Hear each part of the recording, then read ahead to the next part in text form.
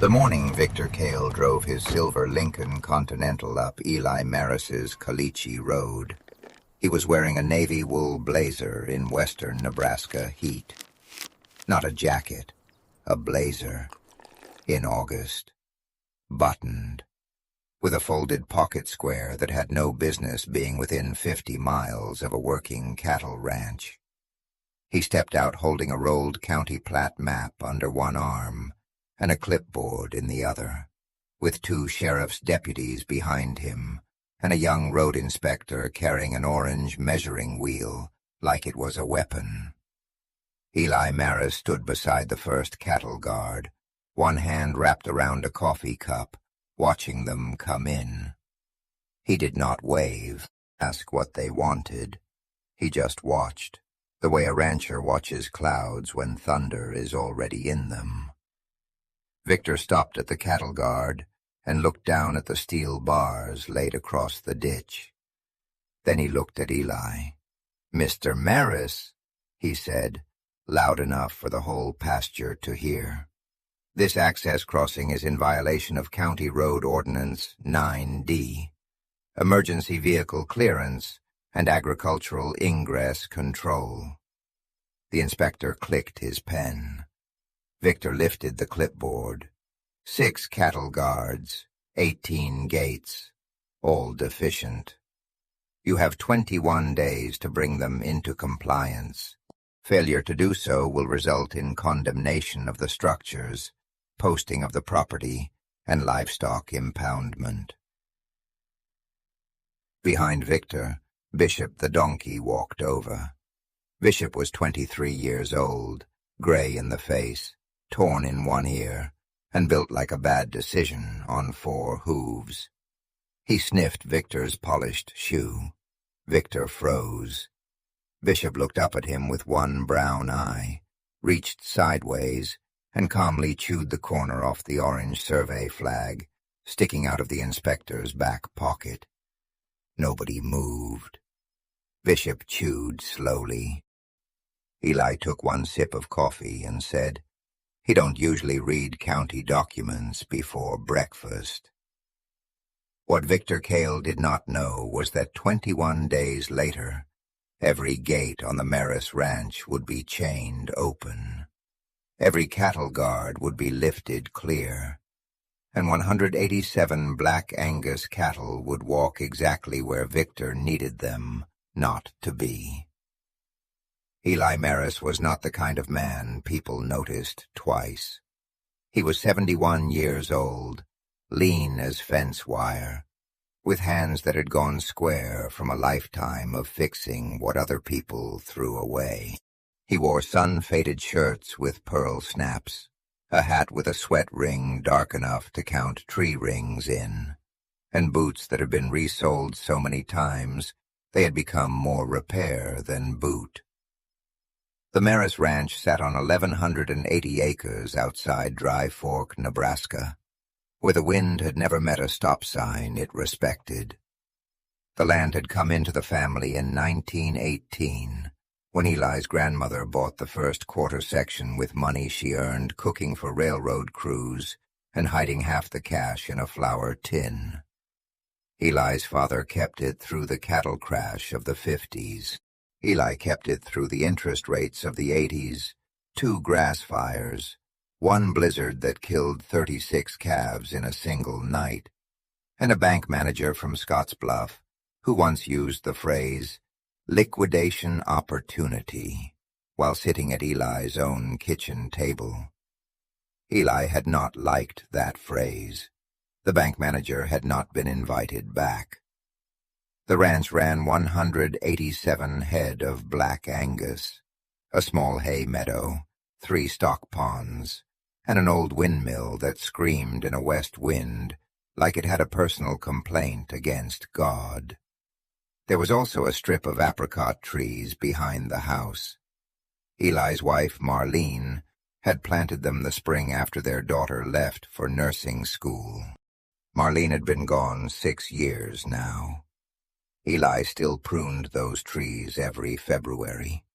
He still made the jam too thick. He still put 2 jars in the pantry every fall, with her name written on the lid, even though nobody asked him to. That was marriage, as far as Eli understood it. You kept doing the little work after the person was gone, because stopping would feel like lying. And then there was Bishop.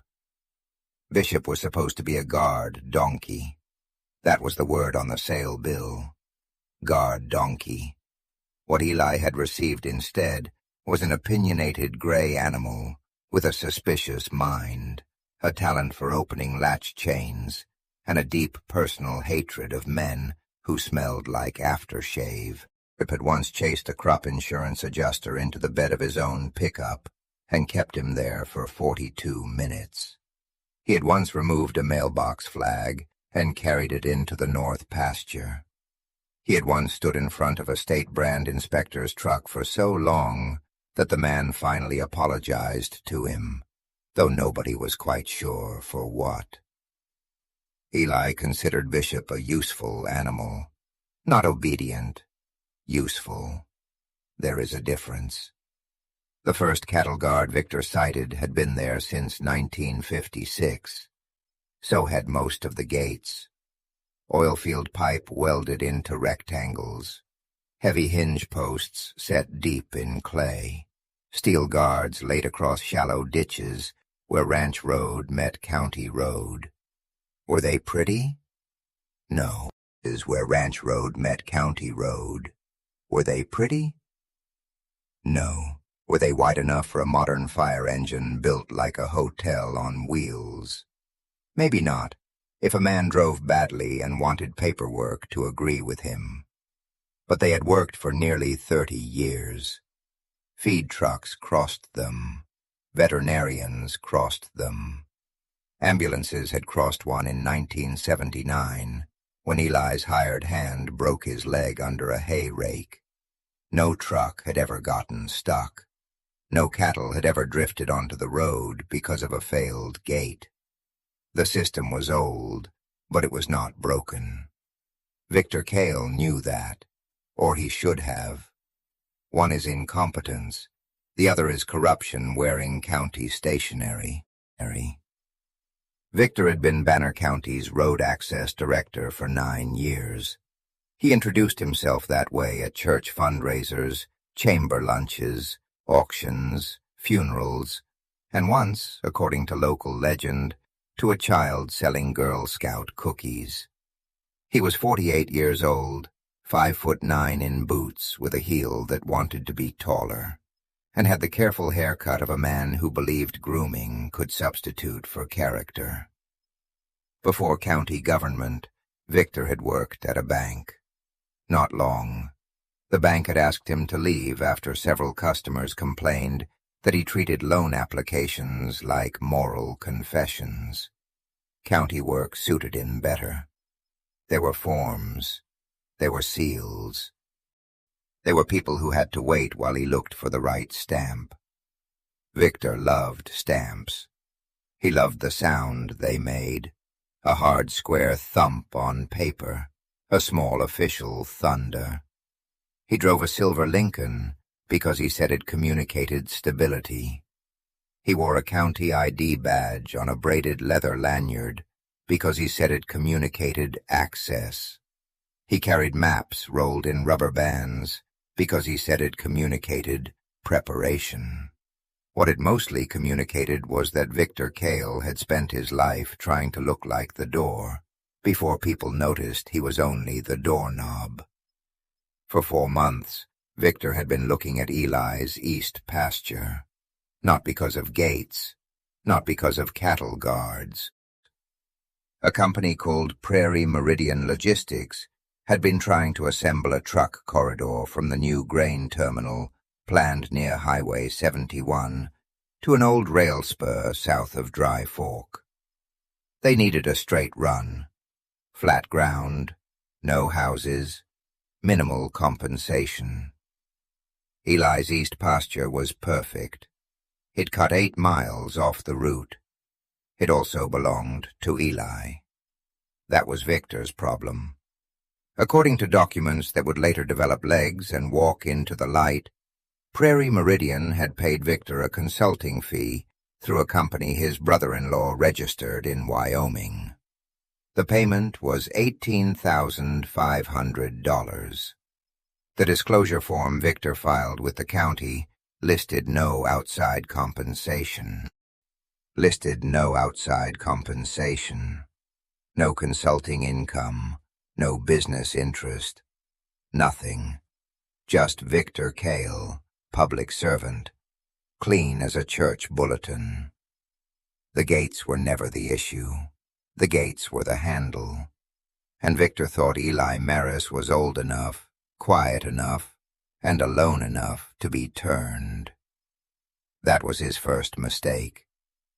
21 days, Victor said that morning, tapping the citation with one finger. Eli took the paper. He read the first page, then the second. Then he folded it once and slid it into his shirt pocket. "All right," he said. Victor blinked. He had expected anger. He had expected pleading. He had expected Eli to ask how much it would cost. He had not expected, "All right." "Do you understand what condemnation means, Mr. Marris?" "Usually means somebody's in a hurry," Eli said. The young inspector looked down so fast, he almost hurt himself. Victor's jaw tightened. Bishop, who had finished the survey flag, licked orange dye off his lips and stepped closer to Victor's Lincoln. Victor pointed at him. "Keep that animal away from my car." Eli looked at Bishop. Bishop looked at the car. Then Bishop looked at Victor. "He's considering it," Eli said. Victor gathered his deputies, his inspector, and what remained of his dignity, then drove away in a haze of dust and county authority. He believed he had started a 21-day clock on Eli Marris. He had. Direction wrong. For the first 5 days after Victor's visit, Eli did exactly what he always did. He fed cattle, checked tanks, changed a cracked belt on the haybine, pulled bindweed out from around Marlene's apricot trees, drove into Dry Fork on Wednesday for coffee at Leona's Cafe, where 3 retired ranchers, the parts man from the co-op, and the Baptist piano player were discussing whether the wind had been worse before or after television. Eli listened for 10 minutes and contributed, "It's still wind." That was considered a complete opinion. He made one phone call from the payphone outside the cafe, a short one. Nobody paid much attention because Eli's phone calls were not dramatic events. He spoke to a survey firm in Sydney that had handled old rural access plats before the county digitized everything and forgot what half of it meant. Then he came back inside and finished his eggs. On day 6, Victor sent the second notice. This one arrived by deputy. The deputy was named Colin Hatch, and he was young enough to still feel bad about being used for things that smelled wrong. He handed Eli a packet and said, "I'm sorry, sir." That told Eli more than the packet did. The new notice added 12 more violations. Not just the roadside gates now, interior pasture gates, a loading alley gate, the swing gate by the hay meadow, even the north lane chain, which had not been used by anyone but Eli and Bishop since 1974. The fine total rose to $4,800. Eli read it at the kitchen table. Bishop had his head through the open back window, because Bishop did not believe in being excluded from administrative matters. "You read legal language?" Eli asked him. Bishop blew air through his nose. "Fair," Eli said. That afternoon, Eli drove to the Banner County Courthouse, not to Victor's office, to the basement records room. The records room was ruled by Bernice Koepp, a retired school secretary with half glasses, a cardigan in every weather, and the ability to find a misfiled document faster than most men could find their own truck keys. Bernice had worked in that courthouse for 26 years. She did not like Victor Cale. This was not gossip. This was architecture. The whole courthouse had been built around not liking Victor Cale. Eli asked Bernice for 3 records. She looked at him once, looked at the violation notice, and said, "You want copies or ammunition?" "Copies," Eli said. "Same thing," Bernice said, and went to work. She found the first document in 6 minutes, the second in 11. The third took longer because it had been indexed under range crossing, which Bernice said was the sort of foolishness you got when clerks were hired for handwriting instead of brains. Eli left with a manila envelope. He thanked her. She said, "Don't you let him make you move that east pasture." Eli looked at her. Bernice adjusted her glasses. "Basements hear things." Eli nodded. "That they do." On day 13, Victor came back with a larger audience.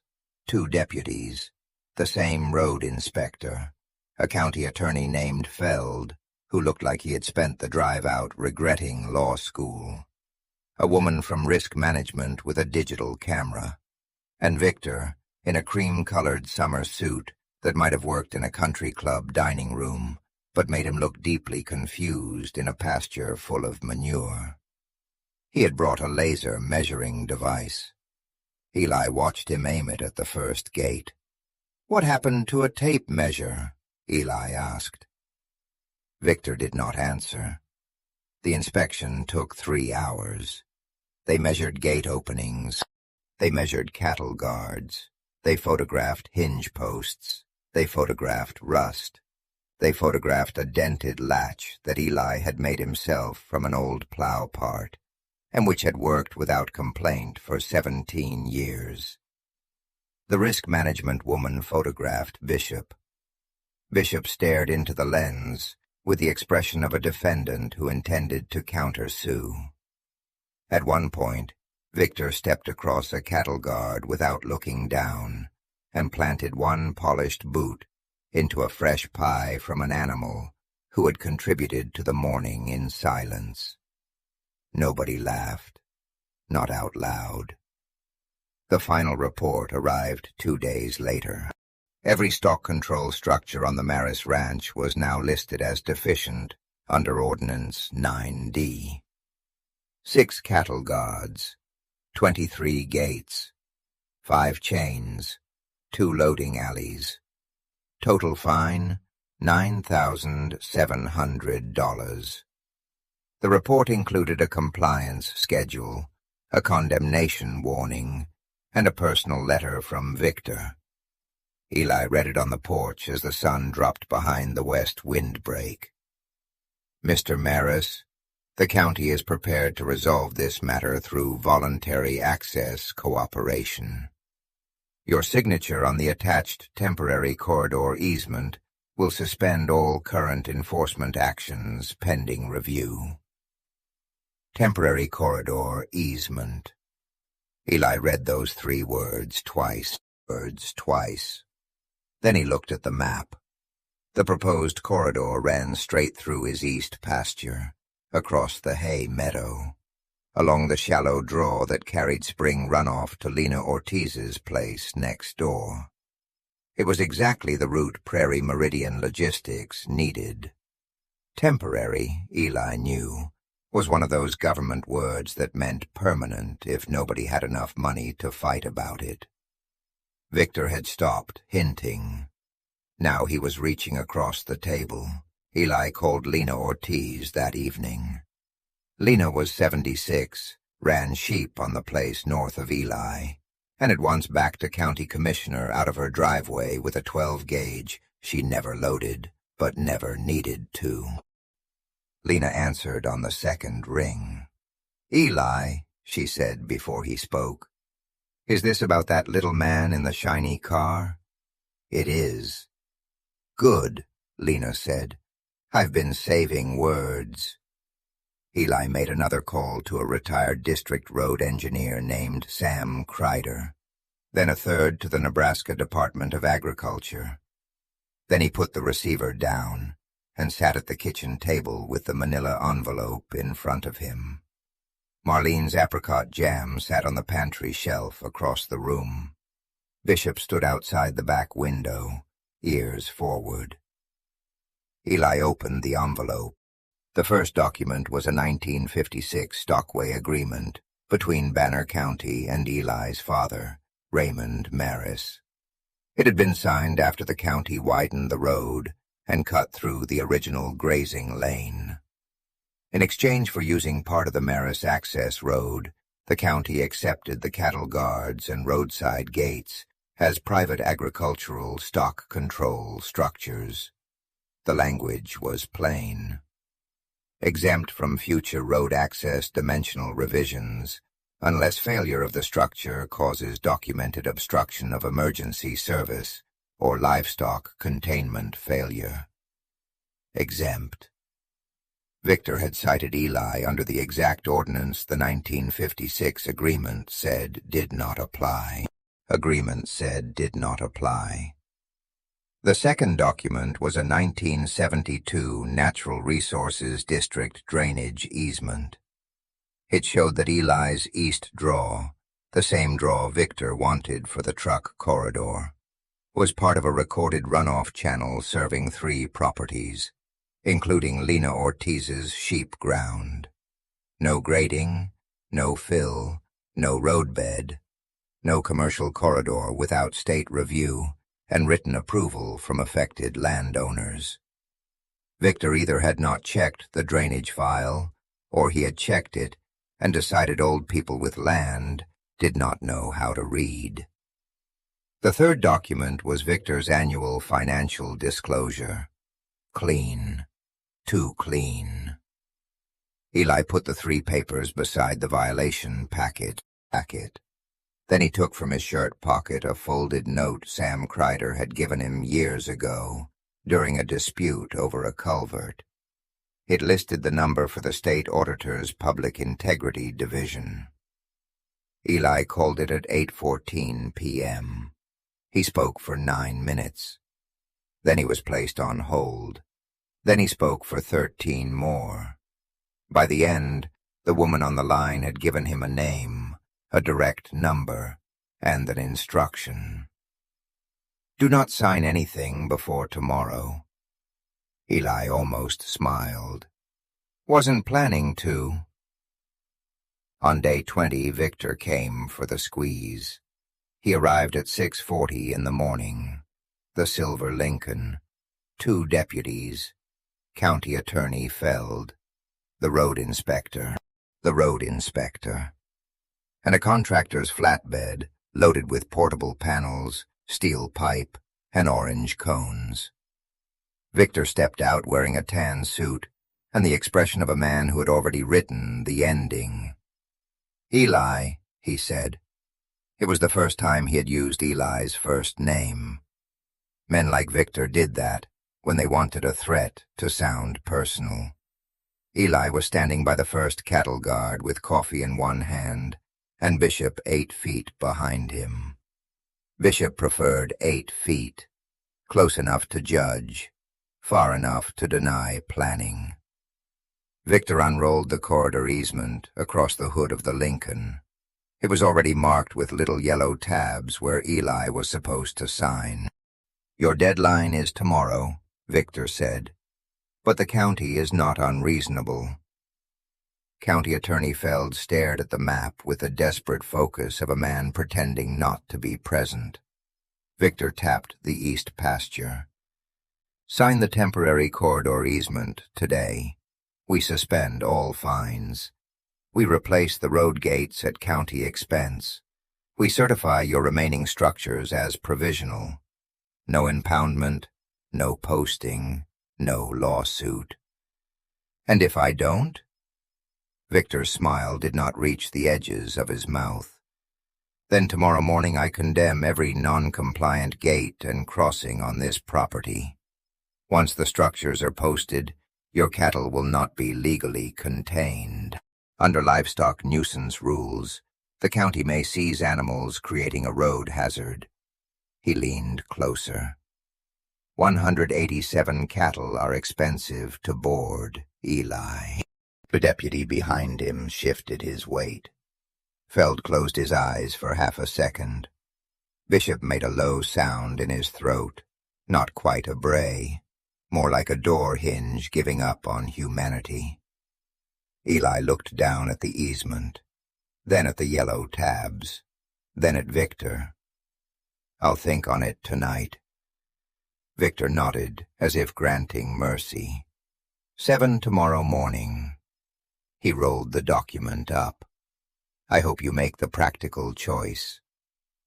Eli watched the Lincoln leave. Dust hung in the road long after the car was gone. Bishop walked up beside him and nudged the fence post with his nose. "Yep," Eli said. Then he went inside and picked up the phone. Eli did not sleep much that night. He did not pace. He did not curse. He did not sit in the dark imagining speeches. He just laid the papers out on the kitchen table and put them in order. Violation notice, supplemental notice, final compliance report, corridor easement, 1956 stockway agreement, 1972 drainage easement, Victor's disclosure form, his notes from the public integrity call. He studied them until the story they told stopped being paperwork and became a map. Victor had built his pressure campaign on 3 assumptions. First, that the gates were illegal. They were not. Second, that the east pasture was legally clean. It was not. Third, that Eli would be afraid of losing cattle faster than Victor would be afraid of explaining himself. That was the one Eli intended to test. At 4:30 in the morning, Eli got up. He fed early, checked tanks, drank coffee on the porch while the eastern sky turned the color of old copper. At 5:15, he called Lena Ortiz. She answered like she had been standing beside the phone. "I'll bring panels," she said. "I didn't ask yet." "You were going to." At 5:30, he called Sam Kreider. Sam said the Department of Agriculture's field officer had already been notified and would be there by 9. So would a special investigator from the state auditor's office. At 5:45, Eli called Leona's Cafe and ordered 5 dozen cinnamon rolls. Leona said, "For church?" "No." "Funeral?" "No." "Victor Kale?" "Maybe." Leona said, "I'll make 6 dozen." At 6 o'clock, Eli walked to the first roadside gate with a wrench, bolt cutters, and an old red grease pencil. He did not tear anything down in anger. That was not his way. He worked neatly, methodically. He removed the latch pins, chained the gates open against their posts, marked each one with a citation number Victor's office had assigned it.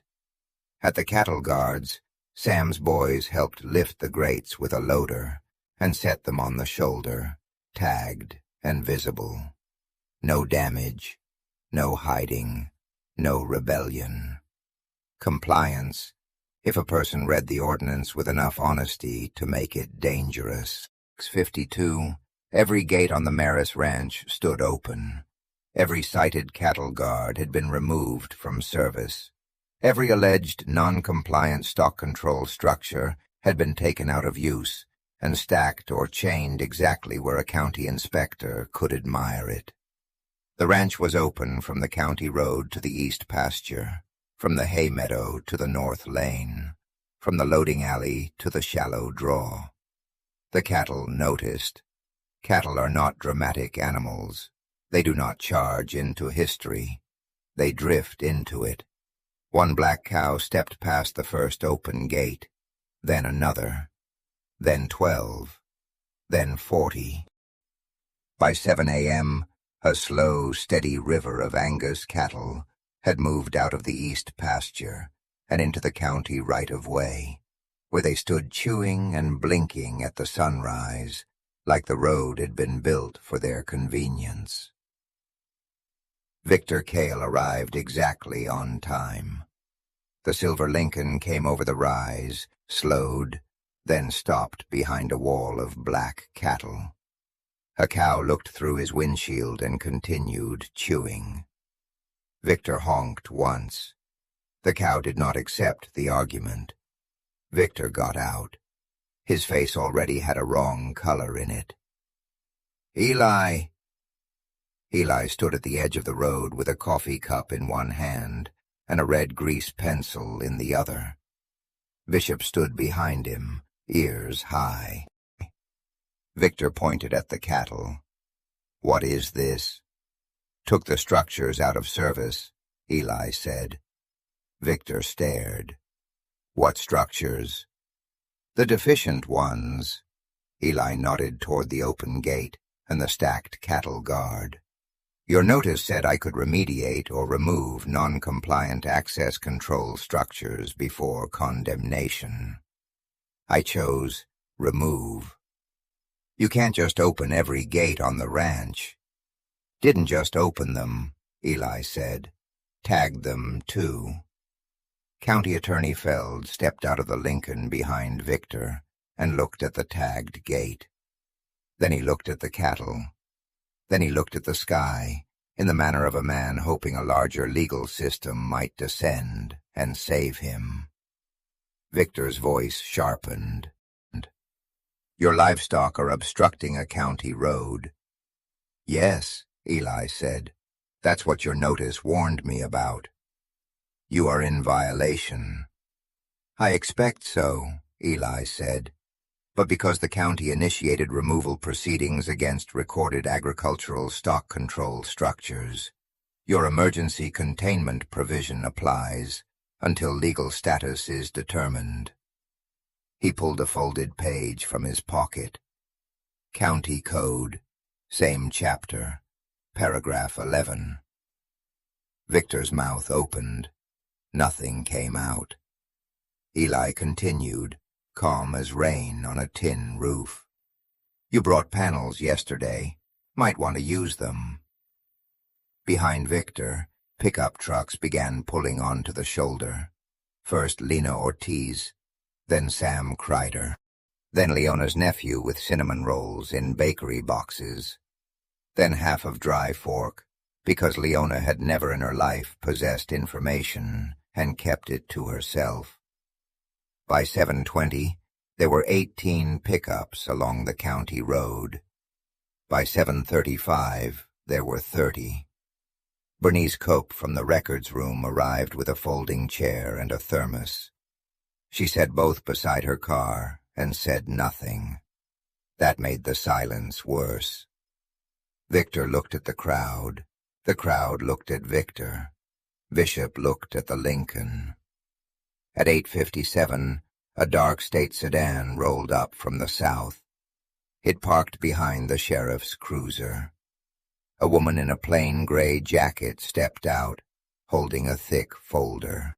Beside her was a man from the Department of Agriculture, with a badge clipped to his belt, and boots that had actually been in mud before. The woman walked to Victor first. "Mr. Cale?" Victor straightened. "I am in the middle of an active county enforcement action." "Yes," she said. "That's why we're here." She introduced herself as Nora Wills, from the State Auditor's Public Integrity Division. Her voice was professional, even, and completely free of interest in Victor's posture. From the State Auditor's Public Integrity Division. Her voice was professional, even, and completely free of interest in Victor's posture. We have received documentation indicating that Banner County road access enforcement against the Marris property may have been connected to an undisclosed financial relationship between your private consulting entity and Prairie Meridian Logistics. Victor's face went still, not angry. Still, there is a difference. Nora opened the folder. 1956 Stockway Agreement recorded by Banner County that appears to exempt these cattle guards and gates from the ordinance cited in your notices, absent documented emergency obstruction or containment failure. She turned one page. We have found no such documentation. The Department of Agriculture officer looked at the open gates, the tagged cattle guards, and the cattle standing peacefully in the road. These are the structures your office ordered remediated or removed. Victor swallowed. Temporarily cited. That's not what the notices say, Eli said. Victor turned on him. Eli, you are making this worse for yourself. That was when County Attorney Feld took one full step away from Victor. Not a large step, but enough. Every person on that road saw it. Nora continued. The proposed corridor easement attached to your final notice also crosses a recorded Natural Resources District drainage channel affecting multiple properties. We have confirmation that no state review was requested and no adjacent landowner approval was obtained. Lena Ortiz raised one hand from beside her truck. Adjacent landowner present. Nora nodded once. Victor said, "This is a misunderstanding." It was not a good sentence, but it is the sentence men like Victor reach for when the paperwork starts speaking in complete paragraphs. I was acting under county safety authority, he said. Bishop stepped forward, slowly, with intention. Victor glanced at him, so did everyone else. Bishop walked to the Lincoln, lowered his head, and examined his reflection in the driver's side door. Then he leaned his whole gray weight into the panel. The metal made a soft, expensive pop. Victor flinched like he had been struck in the soul. Bishop looked back at him with calm satisfaction. No one laughed. They were too busy remembering it perfectly. Nora closed her folder. "Mr. we need you to come with us to answer questions regarding official misconduct, conflict disclosure, and misuse of county enforcement authority." Victor looked at the sheriff's deputies. Neither one moved toward Eli. One of them looked at the cattle, the other looked at his boots. Victor's authority drained out of him in public, which is the only way men like Victor ever truly understand loss. Not all at once, drop by drop, from his voice, from his shoulders, from the hand still clutching the rolled easement. He got into the state sedan at 9:12 a.m. The door closed. The cattle kept chewing. Eli took one of Leona's cinnamon rolls from a box on the tailgate. He tore it in half and gave the smaller half to Bishop, who accepted it as overdue tribute. Then Eli said, "Let's put the road back." It took 3 hours to panel the cattle into the east pasture. It took 2 days to put the gates and cattle guards back in service. Not because the work was hard, because every rancher within 20 miles found a reason to come help, and too much help always slows a job down. Lena brought panels, Sam brought chains, Leona brought sandwiches, Bernice brought copies. The sheriff brought cones, and wisely did not speak unless spoken to. Bishop supervised from 8 feet away. By sunset on the second day, the first roadside gate swung shut on its old hinges with the same low groan it had made for 27 years. Eli tested the latch. It held. "Still ugly," Lena said. "Still works," Eli said. 4 months later, the state auditor released a 43-page report that Dry Fork read with the hunger of people who had been waiting years for a good meal. The $18,500 consulting payment was traced from Prairie Meridian Logistics to a Wyoming company registered by Victor's brother-in-law. Victor had not disclosed it. Prairie Meridian had received copies of county enforcement drafts before Eli received the notices. Victor had used road access authority to pressure a private easement that would have benefited the company paying him. The report used phrases like abuse of office, undisclosed financial conflict, coercive enforcement, and material misrepresentation. Dry Fork preferred shorter language. Crooked. That word did the job. Victor resigned before the county board could fire him. His lawyer said it was to prevent further distraction. The town agreed that Victor had at last prevented something. He pleaded to official misconduct and filing a false disclosure.